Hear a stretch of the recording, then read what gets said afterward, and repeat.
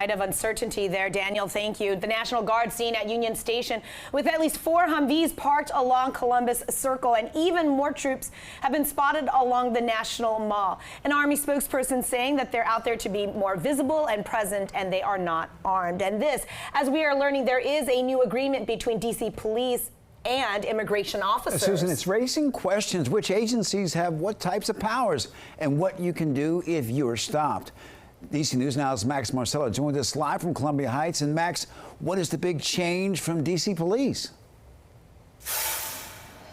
Well, the big change, Mark and Susan, comes because DC's Police Chief Pamela Smith signed an executive order. It basically gave DC Police 2 new guidelines. The first is that MPD officers can help federal immigration enforcement by sharing information on people who are not in DC Police custody. Think an instance including a traffic enforcement, a traffic stop. Then the second thing is an agreement between DC Police and federal immigration enforcement that DC Police can actually help transport those officers and the people they detain. DC Police are working closer with federal immigration officials than they were before. When they stop people, they find they're illegal, they report them, they give them to us, etc. That's a very positive thing. Yesterday, possibly the most public display of federal immigration officials' footprint in the district.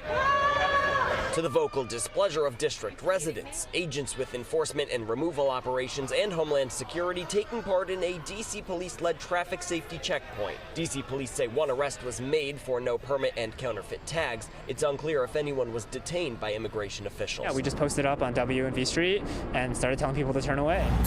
ICE also posting these videos on social media showing people being detained in D.C. It didn't identify the woman on the left. The man on the right arrested on an administrative warrant, not a criminal warrant. Just yesterday, 29 undocumented immigrants were arrested, according to the White House. This is all kind of a show of force, we believe, to intimidate the broader population of D.C. immigrant and citizen alike. Immigration attorney David Secor offers this advice to those stopped by federal agents. Regardless of the law enforcement agency, they all need to follow the law and get a warrant before they try things like entering private property. The ACLU says to make sure you know your rights, including the right to remain silent, and if you are stopped by DC Police, you have the right to an attorney.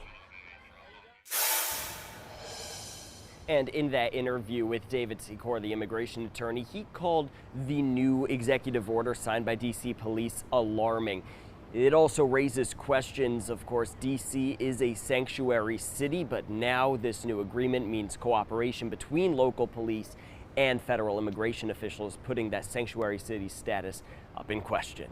Reporting live in Northwest, Max Marcella, D.C. News Now.